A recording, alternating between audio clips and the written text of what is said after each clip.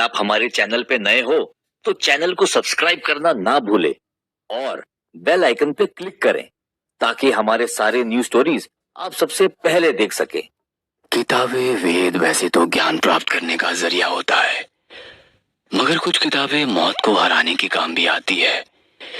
इन्हीं में से एक किताब है वेद पिशाच। ये कहानी है नीरज की।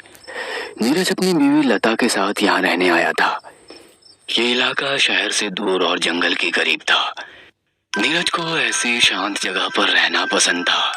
वाह नीरज, ये जगह तो काफी खूबसूरत है। हाँ लता, मुझे पहले से ही ऐसी जगह काफी पसंद है।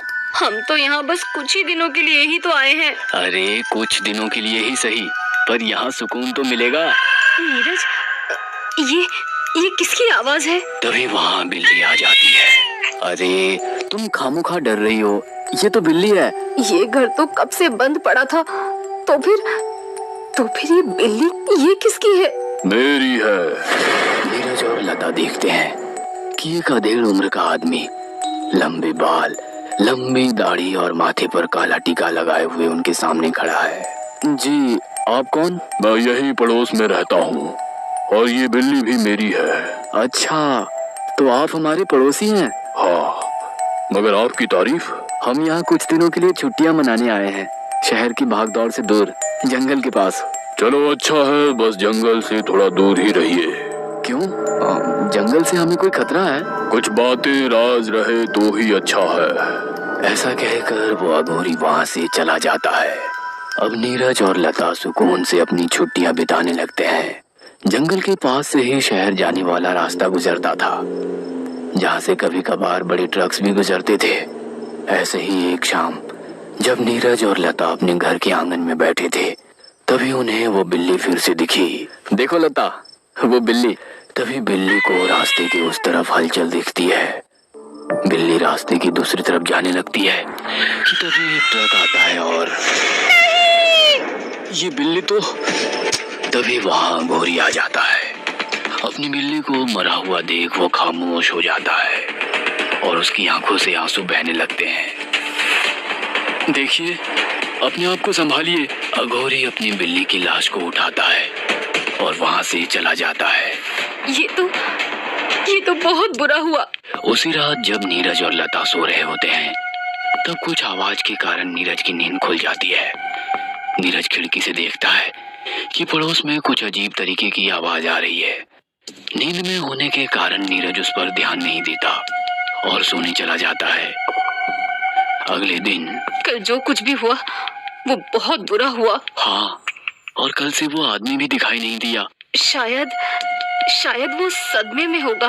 मैं एक काम करता हूँ, उससे मिलकर आता हूँ, शायद कुछ बातचीत करने से उसका दिल हल्का हो जाए। ऐसा कहकर नीरज अघोरी के घर की तरफ बढ़ा। जैसे ही वो दरवाजे पर पहुंचा, दरवाजा अपने आप खुल गया। ये दरवाजा कैसे खुला? नीरज धीरे धीरे आगे बढ़ने लगा। कोई है? हेलो? घर में ज्यादातर अंधेरा था। नीरज संभलते हुए आगे बढ़ने लगा। तभी उसे एहसास हुआ कि उसके पीछे कोई है। जैसे ही उसने पीछे देखा, ये बिल्ली तो मर चुकी थी, फिर ये जिंदा कैसे हो गई? पिशाच वेद से। क्या? पिशाच वेद? हाँ, जब भी कोई मरता है तो इस किताब के कुछ मंत्र पढ़कर उसके हाथ में ये काला धागा बांधकर उसे दफनाने से वो अगली सुबह जिंदा लौट आता है। क्या? ये आप क्या कह रहे हैं? मैंने जो कुछ भी कहा वो सच्चाई है और सबूत तुम्हारे सामने है। बस इसमें एक शर्त है। शर्त? कैसी शर्त? जब शरीर से जान निकल जाती है तो शैतान उसमें अपनी जान डाल देता है, यानी शरीर इंसान का और आत्मा शैतान की। तो क्या ये बिल्ली भी शैतान बन गई है? अघोरी ने अपना हाथ नीरज को दिखाया तो अघोरी की दोनों उंगलियां कटी हुई थी। इस बिल्ली ने मेरी 2 उंगलियां काट कर खा ली। क्या? पर ये तो आपकी पालतू बिल्ली है ना? शैतान जब अपनी जान डालता है तब उस शरीर में सिर्फ शैतानी शक्तियां ही आ जाती है। फिर कौन अपना और कौन पराया, सब एक जैसे। तभी अघोरी की बिल्ली जोर जोर से गुर्राने लगती है। ये बिल्ली ऐसा क्यों कर रही है? उसकी भूख बढ़ रही है और अब शायद उसे मेरा पूरा हाथ भी कम पड़ जाए। तो अब तभी बिल्ली अघोरी पर झपट्टा मारती है और अघोरी पास ही पड़ा एक चाकू बिल्ली के शरीर के आर पार कर देता है। ये क्या, आपने इसे मार दिया? अगर मैं इसे नहीं मारता तो ये मुझे मार देती। नीरज को कुछ भी समझ में नहीं आ रहा था। जो कुछ भी हो रहा था वह नीरज के समझ के बाहर था। नीरज बिना कुछ कहे वहाँ से चला जाता है और घर आकर नीरज बैग पैक करने लगता है। क्या हुआ? तुम बैग्स क्यों पैक कर रहे हो? मैं तुम्हें सब बाद में बताऊंगा, फिलहाल यहाँ से चलो। मगर मुझे यहाँ कुछ दिन और रुकना था। मैंने तुमसे जितना कहा है उतना करो। नीरज का गुस्सा देखकर लता भी खामोश होती है और बैग भरने लगती है। दोनों गाड़ी में बैठते हैं। नीरज गाड़ी चालू करता है। उसे शीशे में अघोरी दिखाई देता है जो अपना हाथ हिला रहा होता है। नीरज आगे देखता है और गाड़ी भगाने लगता है। गाड़ी जंगल का रास्ता चीरते हुए आगे बढ़ रही होती है। नीरज के दिमाग में अघोरी का ख्याल आ रहा था। अघोरी, उसकी बिल्ली और पिशाच भेद। तभी नीरज की गाड़ी के सामने एक जानवर आता है। नीरज, नीरज आगे देखो, नीरज आगे देखो। नीरज गाड़ी मोड़ देता है और गाड़ी जाकर पेड़ से टकरा जाती है। कुछ देर बाद नीरज को होश आता है। तब वो देखता है कि वो हॉस्पिटल में है। नीरज को मामूली चोट आई थी। डॉक्टर, मेरी बीवी लता कहाँ है? लेकिन डॉक्टर एकदम खामोश रहता है। डॉक्टर बताइए ना, मेरी बीवी कहाँ है? तभी स्ट्रेचर पर सफेद कपड़े में लिपटी एक लाश नीरज के सामने लाई जाती है। जब लाश के ऊपर से कपड़ा हटता है तो नीरज देखता है कि वो लता की लाश है। नहीं, लता, तुम मुझे छोड़कर नहीं जा सकती। नीरज फूट फूट कर रोने लगता है। इसके बाद दो वार्ड बॉय लता की लाश को एम्बुलेंस में ले जाकर शमशान की ओर ले जाने लगते हैं। पीछे लता की लाश के पास नीरज बैठा हुआ था। अचानक वह वार्ड बॉय को एम्बुलेंस रोकने को कहता है। नीरज उन्हें कुछ पैसे देता है और एम्बुलेंस को अघोरी के घर के पास लेकर आता है। वार्ड बॉय लता की लाश को एम्बुलेंस से निकाल कर रखते हैं और वहां से चले जाते हैं। अघोरी नीरज के पास आता है। मुझे पता है कि तुम क्या करना चाहते हो, मगर ये याद रखना कि तुम्हारी बीवी का शरीर तो इंसान का होगा, मगर आत्मा शैतान की। चाहे कैसे भी हो, मगर मुझे मेरी बीवी वापस चाहिए।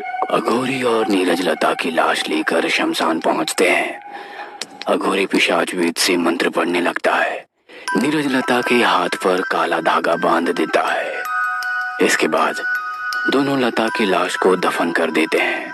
अगली सुबह जब नीरज की आंख खुलती है तो वो देखता है कि लता उसके पास बैठी हुई है।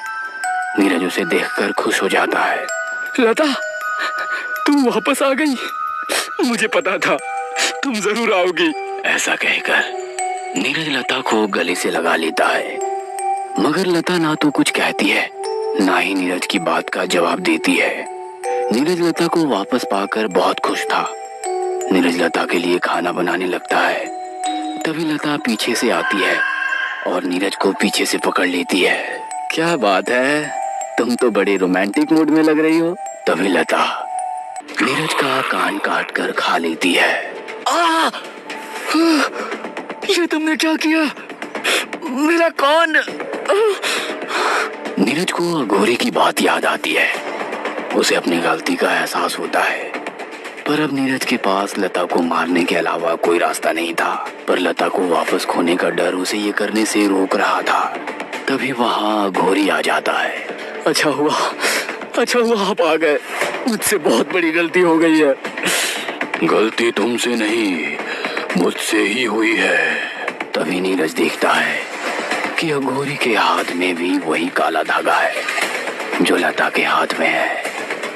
लता ने पहले ही अघोरी पर हमला कर दिया था। उस पर हमला करके उसे मार दिया था। फिर उसकी लाश को काला धागा बांधकर पिशाच वेद के मंत्र पढ़कर दफन कर दिया था। अब अघोरी भी एक शैतान बन गया था। नहीं, नहीं, नहीं। न जाने अरे इसके बाद शैतान ने कितनों को अपना शिकार बनाया होगा और आगे कितनों को बनाएगा। यदि आप हमारे चैनल पे नए हो तो चैनल को सब्सक्राइब करना ना भूले और बेल आइकन पे क्लिक करें ताकि हमारे सारे न्यूज स्टोरीज आप सबसे पहले देख सके।